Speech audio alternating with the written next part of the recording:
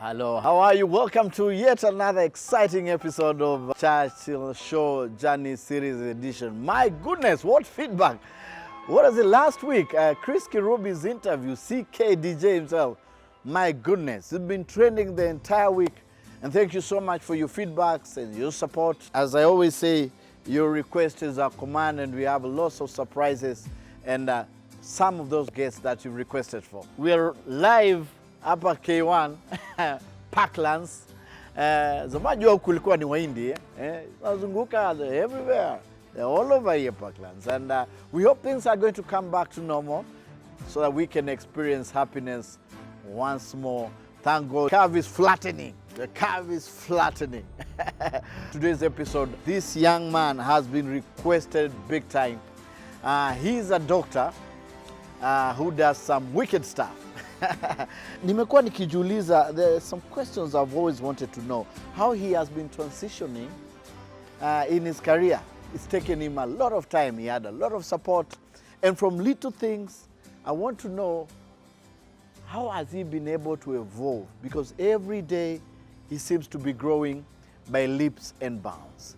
He's NTV's finest, hosting one of the biggest shows in Kenya right now, the Wicked Edition. And I've always wanted to know, there's a small room I had. He is not really a Dr. Kingori. I want to understand where that name came from and all those other stories. This is the amazing story of a young man who came from Embu with a dream and is realizing it in the big city, doing some wicked stuff on Wicked Edition every Friday on NTV. This is the amazing story of Dr. Kingori. Come along.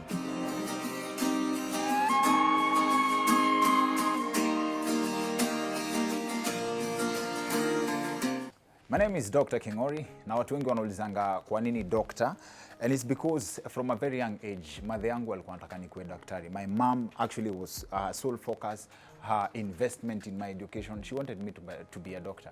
And then here I am, a practitioner of the best medicine. That's laughter mazi. It's a story that starts from Embu County. Spent the first 19 years of my life in Embu. I was born at the Embu Provincial General Hospital, went to school, Embu Urban Primary School. Later, nikaenda Govio Boys High School, St. Thomas Mo.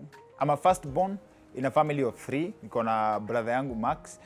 Alafu, my mom was strict into naming my sister Celine Dion kwa sababu alizaliwa 1998 wakati Celine Dion was in her peak. An interesting name. But wase wa Embu walishindwa kusema hiyo kitu for the 8 years. Alikuwa in primary school, alikuwa mtu Serodia, as in mpaka mabeshte zake wote, as in just simple, just have one pronunciation, Celine Dion, Serodia. My dad was a carpenter, kuna watu wanamjua kwa hizo majob za mbao. My mom was a casual laborer, but before she landed a job kwanza, job ya casual laborer at the Embu Provincial General Hospital, alikuwa anauza blouse. And it's funny when I hear people talking about coming from humble beginnings. Na mimi kwangu, I look at the lessons I've learned from how we are brought up. For example, my dad struggled with alcoholism a lot. And the lesson I picked from that is 2 twins who were raised by an alcoholic. Mmoja akakuwa mlevi, na hii ni story ya TD Jakes.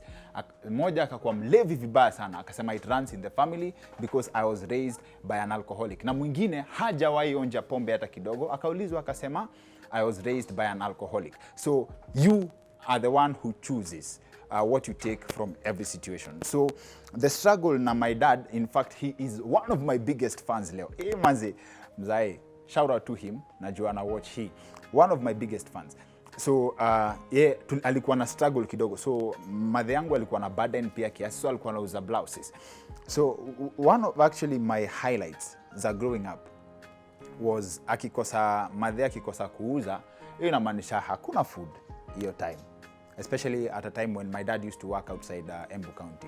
Hiyo inamaanisha hakuna food. So I had a very interesting bond na watu. So one day, I remember it should be in around the year 2002. Nikaacha watoi wenzangu wa hiyo age wakicheza ball, nikaenda kukaa na a neighbor alikuwa ameachiwa mtoi na sister-in-law wake. So kuachiwa mtoi na sister-in-law, the kid was crying. Huyo mtoi alikuwa analia sana. But when I picked the kid, we created a bond na akatulia. So nikakaa naye kwa mlango yetu, tukachill mpaka akalala. I remember nilihang out na the kid from around 4 p.m. to around 7 p.m. So when the mom comes, the kid was sleeping in my arms. And she took her, akanipatia 20 bob. Around that time, ndio hii 20 bob coin ilikuwa imetokea, so ilikuwa sort of fashion. Akanipea 20 bob. Kunipea 20 bob, shortly after the mother left, my mother akafika. Akaniambia, maze leo ni kunoma. Alituambia sisi wote watatu.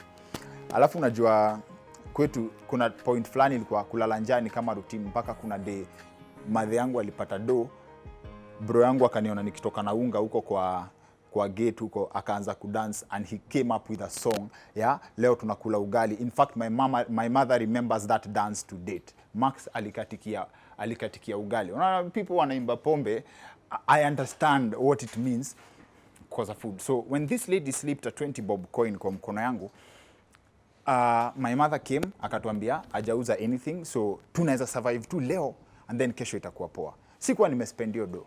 So nikamwambia, by then nimekaa na mtoi wa wenyewe na kuna 20 bob hapa. Akania mara that. At that time, wase wanaka Embu, Kiambudhe wanajua kuna posho mill hapo kwa Njiro. Unga kg moja ilikuwa 13 bob. Mara that. Embu sukuma tulikuwa tuna buy na leaves. Like 1 bob ilikuwa 3 leaves. So competition ilikuwa huyu anauza leaves 3 ama leaves 4. So sukuma ya 5 bob ilikuwa bunch. Mafuta ya kupima kulikuwa na ya 2 bob. So hiyo 20 bob from a simple act ya kukaa na mtoi wakati watu wengine walikuwa wanacheza, we had supper kwa hiyo siku. My journey with comedy, in fact I remember in class 3 I disagreed na boys wangu wanaitwa Njage. Njage aliniita comedian. Na in my head comedian ilikuwa ni akina Makoha peke yake. So I don't know whether I disagreed in terms of what comedians do or how comedians look like, but it's a journey. I think I built my confidence over time. Growing up, hata tukiwa kwa darasa, sometimes I didn't have the confidence to tell a joke. I could feel itchy about something funny, but I would tell someone else, he would laugh kwanza, alafu sasa yeye ndio anaambia wase wengine, because especially in comedy, kama una enjoy mtu, that comes with consequences. And to grow from one level to the next, when I started understanding what this is, like you can make a career out of this, there is something, a simple prayer that we were taught in Sunday school. Nakumbuka Sunday school kunaenda Deliverance Church, then before it broke another branch inaitwa Perazim. Mwalimu wetu wa Sunday school, Mrs. Motweri, alituambia, when you want to pray and when you want God to answer your prayers, pray like David prayed. Nasema, ask God for his favor. From the time I started doing comedy, I had one prayer, asking God to give me a favor in the comedy industry, make me the best in what I do, na kwa field ya creativity. So madhi yangu all the time, her dream ama her all-time dream was to see me become a doctor. The day I left Govio Boys, hiyo siku, I see a poster ya Actors Needed, the first ever theater group in Embu County. So I just called the number, as in I just put my box at home and I left. Nikaenda nikitembea kuzurura. In fact, hata sikutoa uniform, ni final day ya kuifeel, because after the 4 years so una flex mara ya mwisho, imagining, as in umevaa uniform, hata ukikutana na mwalimu, what will they do? So I see a poster, nika call Spartans Art Theater, kambiwa come tomorrow. Showing up the next day, I was immediately given a cast. I was casted as kwa Kifo Kisimani, nikapewa sijui Askari 3, nikapewa another detective, nikapewa narration ya River Between. Alafu tukaanza kurehearse for 3 months, hoping. Keep in mind that in high school, for real, I never, hata sikuwa afford kwenda hizo set books, nilimiss most of them, kwa sababu those were leisures. Unaenda kuona kitabu, wewe si usome bana.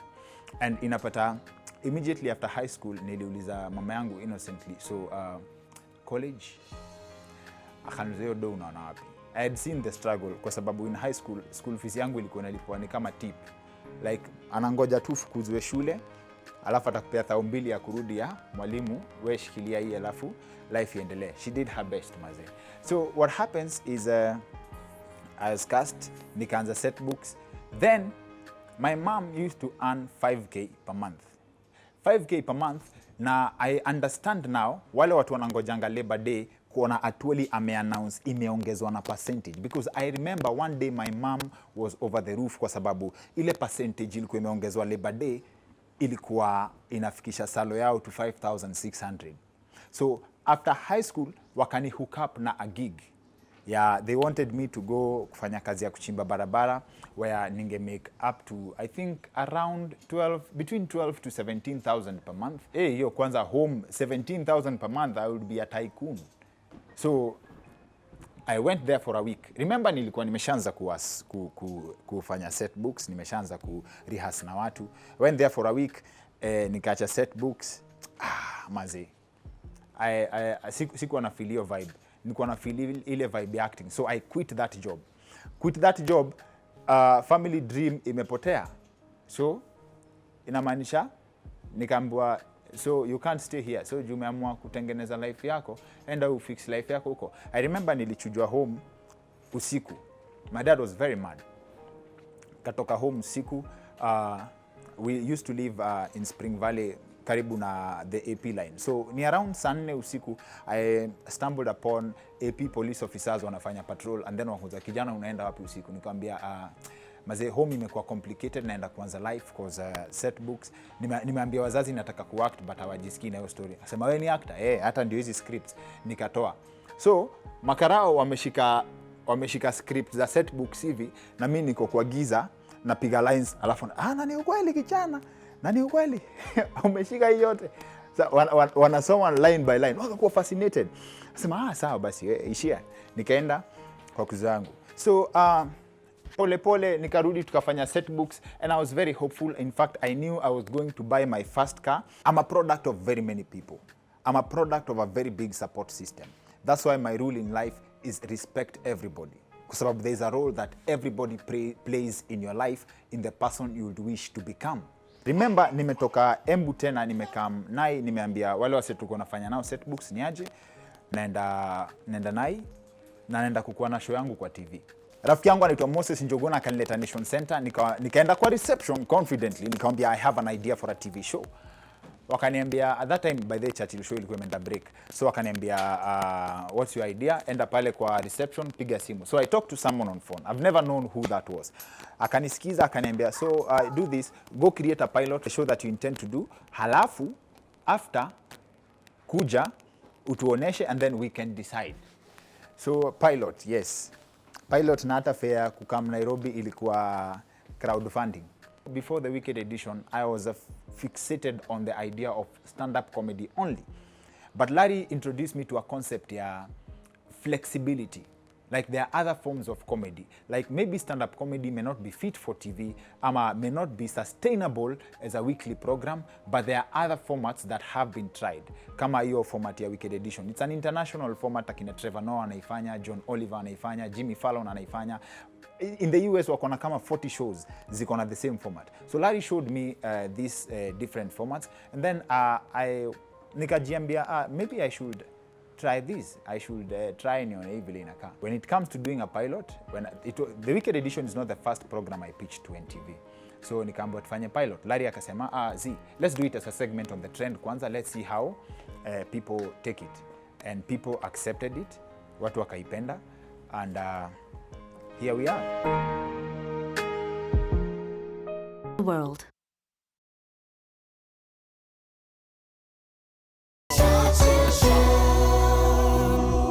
Okay, well, great. Welcome back.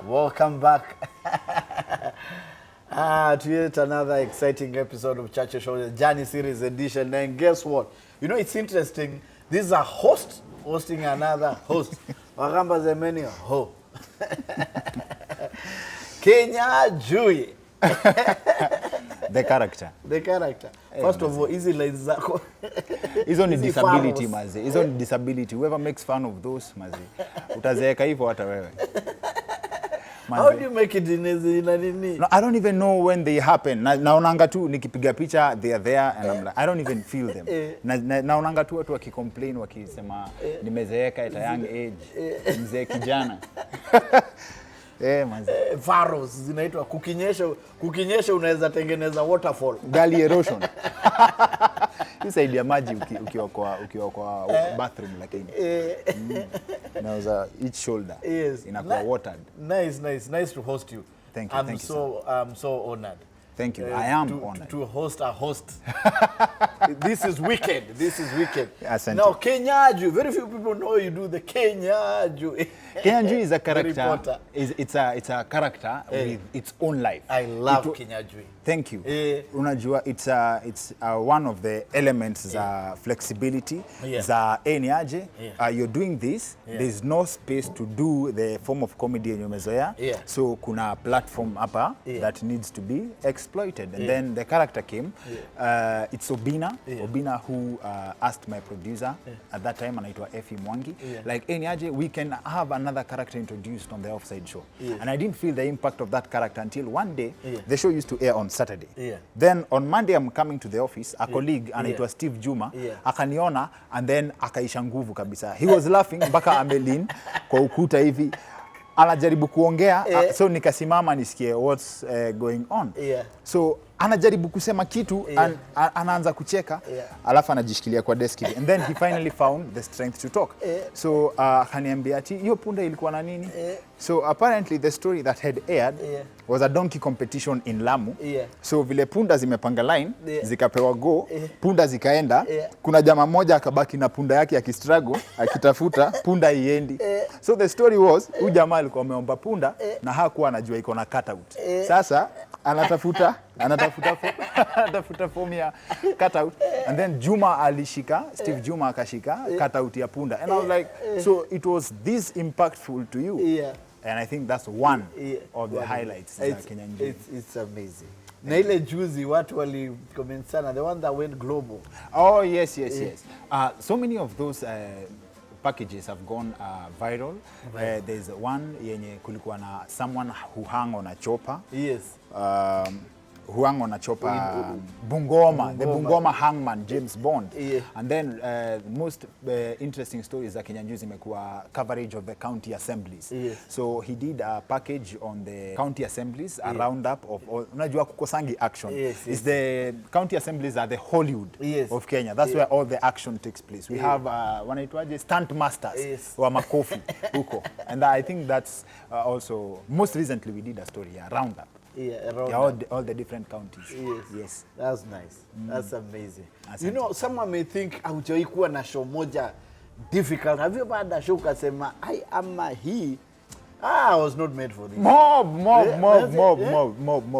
There was an interview we did. I won't mention ni gani. Katikati ya interview, kangalia katikati ya audience, half of the audience was asleep. Like literally as in wase wamedoze ile si buda show inaendelea. But then when it comes to securing the interviews, it was a challenge at first. The Wicked edition was originally supposed to be just jokes. 20 minutes of jokes, 20 back to back. Linus Kaikai, who was the MD at Nation Media Group at the time, akasema, instead of just having jokes here 20 minutes, why don't you do an interview format? So then he proposed, now that the first episode we were talking about police officers, akasema, why don't you get the police spokesman Charles Owino on set? When he said that, we disagreed with the team I was working with creatively then. Tuko na work na Heartstrings Kenya. Sami Mwangi was our director then. So tukakuwa na disagreement kidogo, like for the things we have said about the police, we can't have someone from the police come on the show.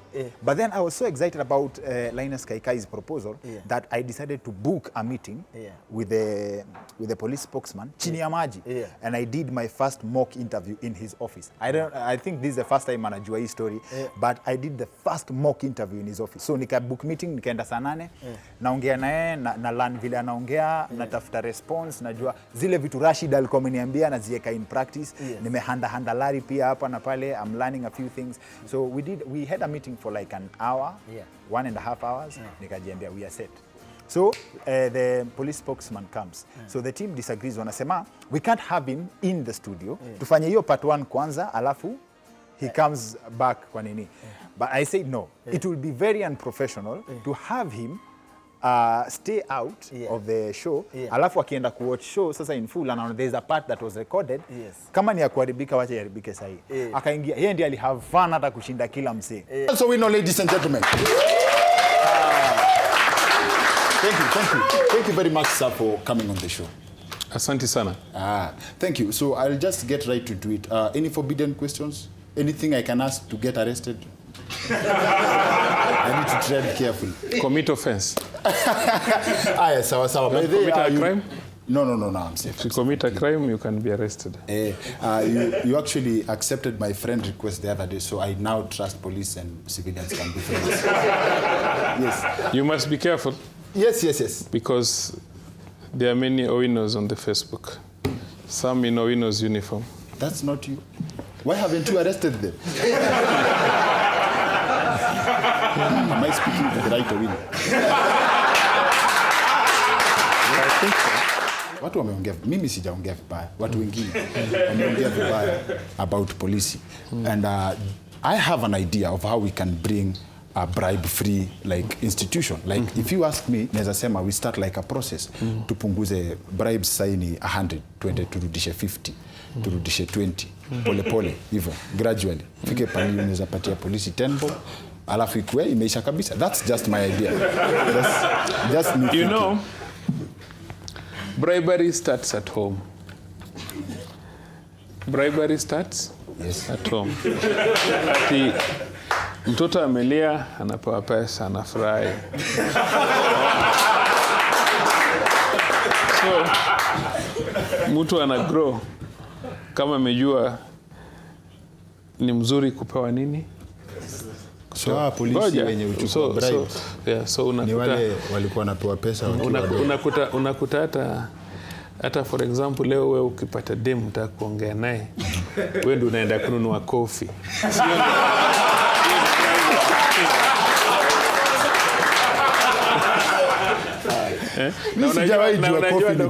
Na unajua Dr. Kingori ni bribe. Na unajua Dr. Kingori as long as upeani kitu in good faith, unapeana na nia.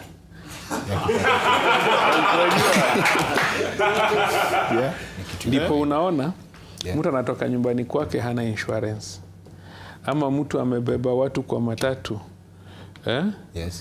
amejaza kama gunia, lakini si ameona roadblock kama 100 meters, anatoa 50 bob. Hajaitishwa, hajasimamishwa na polisi, ametoa 50 bob. Anasema sasa au maumbo wacha niwapatie. Yeye ndiye alifunguka hata kushinda kila mtu. Sasa that was episode 1. Great. Episode 2 now it goes to a whole new level. I call someone. We booked an interview. And nikamwambia, ni aje, my name is Dr. Kingori, we do this and that show, it's all about this. Akaniambia kuja tukutane asubuhi saa 2. Or I believe it's on a Thursday. Nikaenda, tunaongea, we are in the middle of the conversation. He picks up the phone and leaves. Akaniacha nikimexplainia. So nikajiambia, maybe your episode nyingine tutakuwa tuna interview hewa. But he showed up. And then sasa Chris Kirubi came on, I think among the first guests on the show. Akakam. That was trust on a whole new level. In fact, when I saw him on the Journey series akisema you support my youth, that was support. Because I just called him. Nikamwambia, hello sir, this is Dr. Kingori from NTV. And he came and he kept time. Now, and do you have a show that's ile unapenda kabisa unasema maze hii nilichapa? Maze sasa tumepiga 180 episodes. 180 maze. Tuko na mob. As in every show has a life of its own. 180 episodes. Yes, 180. Na watu walikuwa wakisema hutafikisha 5. Kuna watu walisema tuwezi pita hata 5 episodes. Even hapo job. Of course, Nation Media Group at NTV you have the greatest support system going all the way to the CEO. Kwanza yeye ukuanga big up NTV support. Manze. Big time. If you go to the YouTube section, Wicked Edition, every episode that we do, there's always someone talking about this is the very best episode you've ever done. So I believe every episode touches people differently. But for me, ni mob, because one of the most humbling moments was when my friends trusted me to bring their mothers on the show. Wow. My friend YY and our first producer Kevin Gitao walikubali tulete mama zao kwa show to talk about parenting. Alafu pia I've developed some form of respect with the audience that consumes what we do. Tukifanya show mbaya wanakuanga hapo mmechoma. Sometimes they don't tweet, but ukifanya show mbaya watakwambia, ukifanya show poa wako hapo. One of the greatest barriers we crossed. Niliambiwa TV is about faces, TV is about people who are known, but then the people who consume the show made it about content. Like ni aje, whoever comes on the show, tunajua show itakuwa poa. So we can bring anybody as long as they have a show that will impact people's lives. And out of 180, niko na more, but I'll be biased nikisema moja specific. Maze. Na umeinua ma youth maze, unapatia platform pia. Tuko na wase. I work with a team of 5 people, writers. My closest friend anaitwa Kwach. We've been with him from when the Wicked Edition was a draft on paper. Nasra, comedian, is on my team. Tom Daktari is on my team. Tom Daktari also, my goodness, and we want to hear where the future of this comedy inatupeleka. Dr. Kingori, Wicked Edition, and this is a Wicked Edition. Right here on Churchill Show, the Journey series edition. Don't go away. We'll be right back with Kenya Jury in a short while. To the world.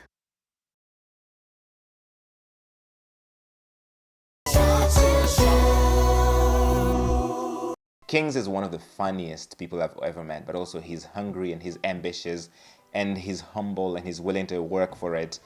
And I think ukiona story ya Dr. Kingori unajua ukiwa na dream, ukiwa na ambition, if you're willing to work hard at it and begin from the bottom and work your way up, nothing is impossible if you put your mind to it. And if you find people along the way who will believe in you, who will give you that opportunity and that chance, go for it. There's nothing that you can't achieve. And I am so proud of what Dr. Kingori has done with this program, but has also done with his comedy career. And to see everything that he's doing, supporting other people that work on the program, that write, that produce, that put it all together. I could never have imagined in my wildest dreams that this show would be what it is today, honestly. So it's all a credit to you, Kings. Nakupenda na mini unadu. I'm just so proud of you as my little brother. And I can't wait to see what else you will do, honestly. You should be so proud. I was a classmate with Dr. Kingori. Tulikuwa tunasoma naye Ngovyo Boys High School. Tulisoma naye for 4 years. Dr. Kingori was a funny guy and a very cheeky guy. Ulikuwa unapata akiulizwa tu maswali, ile the kind of answers alikuwa anapeana na baki tu wase wamecheka wanaingia chini ya loka. Yani sisi tulikuwa tunaitakoa ukijibu swali yani swali na stupid way in quotes tulikuwa tunaitakoa. So ulikuwa unapata tu wase akiambiwa ni kujibu swali wase wanaanza kusema kwa because they expected it. Guesswork is investigating this case of an assisted flying kick ama ukipenda teke ya kiroho. Or what organ was being targeted here if not the heart? Exactly. This was witnessed at the Kirinyaga County Assembly during the impeachment of Governor Waiguru. Yes, we understand that in the African culture, wanaume ni kuinuana, but this format is twisted. Why would you need both feet to kick someone in the chest? The feminist department of Guesswork has informed us that these were men launching a new method to cause heartbreaks. When asked why he kicked a colleague in the chest with both feet, the MCA denied that it was a kick, akadai kwamba hii ilikuwa screenshot ya kifua. This, however, cannot be trusted after we got reports that he told a different media house that the kick was a social distancing exercise. The good news is that the victim only suffered minor injuries, but owing to the fact that the shoes were not clean when making contact with his chest, alibaki na roho chafu. Guesswork has observed that the taste of violence varies from one county to the next, e.g., the Kisumu County Assembly specializes in stimulants, to be specific, concentrated coffee. Watch how the gentleman's role reverts back to factory settings. The Mombasa County Assembly prefer malwethe, while in Murang'a, they deal with one problem at a time. On the flip side though, in Kisumu, the removal from the battlefield ama ukipenda physical impeachment is polite. Same as Kirinyaga. In Mombasa though, physical impeachment can be confused for what would follow if Andrew Kibe was added to a church WhatsApp group by mistakes. Guesswork is compiling a comprehensive report on the countrywide action by MCAs, and it should be out soon, so stay tuned. Representing the Guesswork fraternity on the Wicked Edition, Guess Who? Kenya!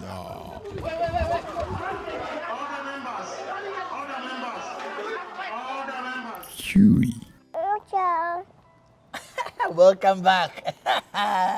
Welcome back na tumeambiwa tu sasa ache ni yako. Anasema ni yake. Okay, we are back na kila mtu ana yake. Introduce us our we need to get a subject. Let me get for you. Okay. Sorry for that. Sasa lazima tu introduce our guest today. What is your unaitwaje? Unaitwa? Actor. Lata. Oh, wewe ndio Lata. Wewe ndio ule Lata nasikiaga. Oh, Corona inakupeleka aje? Nimekufikisha hapa. Imekufikisha hapa. All right, we have Lata. Introduce us to your beautiful daughter. Yes. Lata is my baby. Yeah. In fact, this is one of the human beings in my life who show true affection. When we hang out and you're like, oh, Niaje, this is legit. Yeah. This is a true connection. Yes. Who ndio first born? Unajua last born is a temporary position. It's an interim position. So she's currently holding that position. Okay. Yes. So tuko na Lata on set. It's my interim last born. You are interim. Yes. She's amazing lady. Amekuwa kwa na sisi kwa set, ametulia. Mazi. So very. Yani unajua thank corona at least watu wameanza kuikaa na watoto, lakini wewe una connection nzuri sana na Lata. Na huyu manze, si inaitwaje she's part of my morale ya kusoldier on na kuendelea ku work hard because I want to create a better place for her. She's the next generation kwa familia yetu, so I need to put better structures for her and hanging out with her, hopefully she'll learn one or two things from myself. Yes. You were talking about stereotypes. Unageti watu wana confuse. Watu kwanza, if you go to Google search, one of the most searched things about me is my real name. And it's very interesting, the reaction that I usually get about my name when I tell someone what my name is. The reaction is always like, really? I have someone who stopped talking to me in 2016 because when she got to learn my name, and she was like, yani we si wetu. And that was it. Unajua? And sio Dr. Kingori ni Mr. ile ID. Yes. I was born Felix Omondi. Odeno. So job naitwa Felix Odeno. The identities zili come from my days doing set books. I argued with a friend of mine. Akasema, in fact he made a declaration. Like hakuna mahali Wajaka na Wasapiri watawai meet. And I was like, Manzi, is it that obvious? Is tribe such a divisive thing in this country that you can actually tell where someone is from by just looking at them? So when I got an opportunity to do comedy on a national level, I decided to deliberately brand myself with cute names so as to see whether if I meet someone, they can actually tell whether I'm cute or not. Aside from that, I have interacted with tribalism ya Kenya from a very young age. I've had two experiences. My first 19 years, nilispend Embu. First 19 years. The longest I've been out of Embu in my first 19 years of life is 6 months. So kuna mabeshte wangu wao azina mini citizen wa Embu. Na wewe ongea Kiembu pia. I talk Embu fluently. Kuna mabeshte zangu wakina Oscar mtu akinicall anaingianga tu kwa Kiembu Kemondo, unajua straight so sasa ingine hata niki have ku explain ya mtu Kiembu naambia yeye ni aje ndaziari Embu provincial general hospital ngithie sukuru Embu urban ngesoka ngithie Ngovio for high school ngioka Nairobi, unajua as in I can speak fluently. So kuna wale wase wanajua where I come from, roots zangu ziko games haya. But you can also speak Luo. Yes, mazi kabisa. In our family, everyone can speak Embu except my mom. Okay. And she's the reason everyone in my house can speak Luo. Okay. Yes. When I argued with a friend, akaniambia Luos and Kikuyus will never actually ever have a common ground. I started one of my agendas in comedy. In fact, when I started comedy, nikajiambia when I get to a level, niko na fans, see, 10 million fans. Najiambia, I'll make it public. Like, hey, by the way, mimi sikuangi Mkiuk, I'm a Kenyan, because kuna something that I came up with. It's very difficult to be Luo or Kikuyu in this country. Why don't you just, it's easier to be Kenyan like everybody else. So nikafikiria, and I decided that one of my agendas, if I can reach one person to stop looking at people by where they are coming from, but the content of their character and who they are, I'll have achieved one of my key goals in comedy. And most importantly, I came across an interesting bit of observation. Human beings are divided by nature. If you go to central Kenya, utapata someone who identifies as a Kikuyu, akirudi huko, sasa kuna divisions za wewe ni Mkikuyu wa Murang'a, wewe ni Mkikuyu wa Nyeri, wewe ni Mkikuyu wa Kiambu, and wako na stereotypes za those different versions. And then when you go to Luos, kuna Luos wa South Nyanza, kuna mse wa Kisumu, kuna mse wa Bondo. And I was like, okay, sawa. And politicians cash in on this kabisa. Politicians monetize hii kabisa. Kabisa. And unfortunately, tutaendelea kugongwa na hiyo mpaka ile siku watu watarealize it does not really matter. At the end of the day, we are all Kenyans. Yes. Maze. Yes, and when people go out of the country, and it's another interesting observation I made, when you go outside Kenya, Lupita is from Nyanza, but she gets celebrated as a Kenyan. Eddie Gathegi is from somewhere in Central, but it's a Kenyan doing big things in Hollywood. So unaona, it only benefits a few individuals for political gain. Could divide watu hapa internally. But I'll tell you a very interesting story. In 2002, we moved to Mwea kidogo. Watu wa Punda walikuwa wanakuja kutuchukua home. Ndio tuwaimbie, tuwafundishe kuimba atoti, the Luo lines. So watu wa Punda wako kwa Punda, atoshi, nyoroka. Na Punda, as in, wamebeba maji, but there is space for us. So alafu, in the same year, tukaenda Ushago in game. Watoi, this is how innocent kids are. Our fellow children, wanalima, wanapanda njugu, but wame set aside some of the njugu seeds, si tunakula, tuwafundishe kuimba a song, kuna song ilikuwa imehit around 2002 inaitwa Adoa Buda Mwera Mugusi Erio. Sasa wao wanataka kujua. So sisi sasa ni walimu, sisi ni tutors wa Embu huko game, alafu sisi tunafundishana Kijaka huku, and they want to know, as in that's nice. Hakuna hiyo division, kuna hiyo curiosity and knowing, celebrating our differences. That is one of my most exciting experiences in life as far as tribe is concerned. Yes. We need more Dr. Kingori. We need more doctors like akina lata wako hapa. Healing the nation. Yes. Minus tribe. And Leonata, I like the way you do your comedy. You don't stereotype. See, I'm worried about my failures in relationships. And the other day I was thinking to myself what my next girlfriend would be like. Then the thought of dating the president's daughter crossed my mind. Don't be shocked. It's not illegal to think. Serious. And for a moment that scared me. Because you see, when you date the president's daughter, that's not a relationship. That's a job. That means you're in government.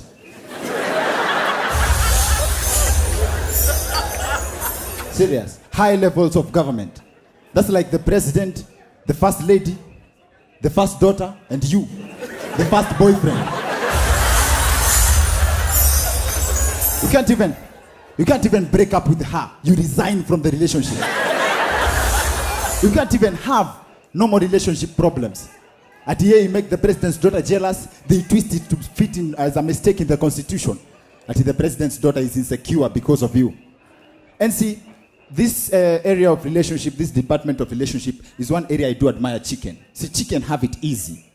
When a jogo likes a hen, it becomes as simple as how fast the jogo can run and how quick the hen gets tired. Serious. I wish we had that. I wish we had that as human beings. And when I see a girl I like, ni marathon. Mali nimekushikia ni watoto. That'd be great. That's some great stuff. For real. And the problem is that would mean human beings would have to lay eggs, but I wouldn't mind. Kwa sababu hii story yote ya kukatia will be reduced to something like kutime. But akadem kametulia mahali peke yake, lakini kuna maboi kama 5 wanatembea nyuma yake. Very careful wasimshtue. And pick up lines. People will be creative with the pick up lines. You see, ladies pia are crafty. So jamaa anakuja tu anaona kadem kana anakashtua, anangoja akakimbia mpaka kachoke. Wewe uko unakimbia unaenda wapi? Unataka mayai gapi? And see, that would mess up family introduction in family gatherings. Pata jamaa amesimama, mimi naitwa James Jogona na niko na watoto crate moja.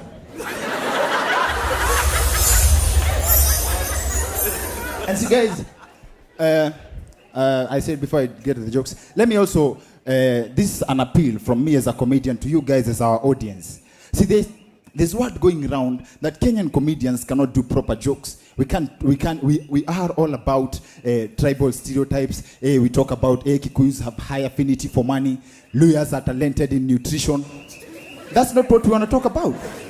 That's not what we want to talk about. But some of the people, the audience members, make it so hard for us to move away. Unajua, this is a real thing. This happened to me. I caught a friend of mine preparing a food timetable. I don't have to tell you that he's from Western Kenya. You already know that.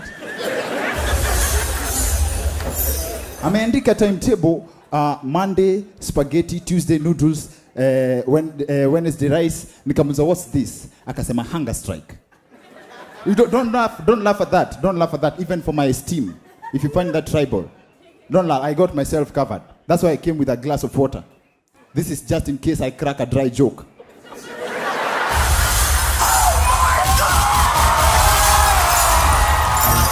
Where are we going in terms of comedy?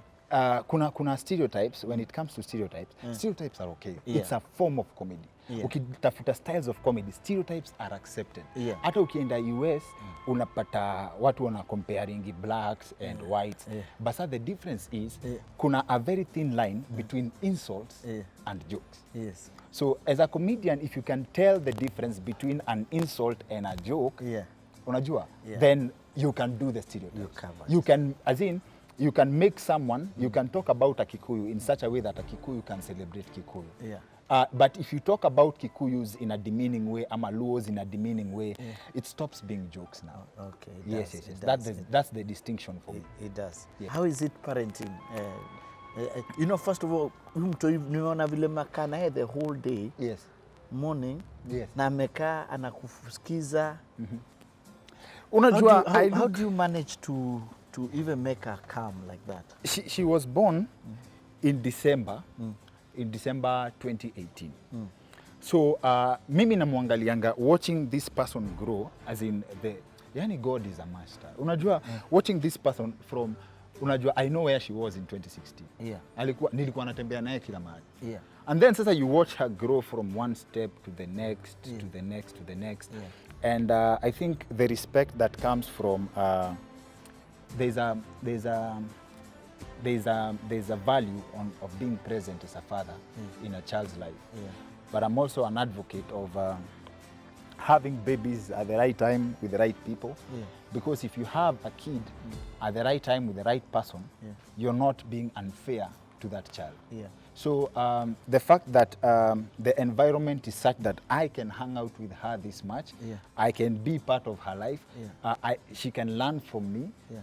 Kuna watu wananiambianga ati How huyu old is vile she anaka- now? She's turning 2 this year. And you December. take care, unamchange? Yes, nimetoka kumchange diaper kwa gari sahi. Yeah. Do you know you're one among the very few people, men I know, who can change diaper.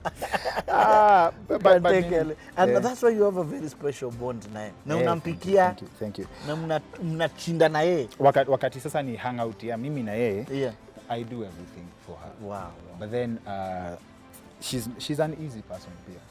No, you have a very special bond. Thank To me, you, that's- thank you. You're a great dad. Thank you. Father. You, sir. Thank you. Nini hiyo? Nini hiyo? Leta. Sweater. Sweta. Sweater Oh. sahi. Si Naijua. kidogo.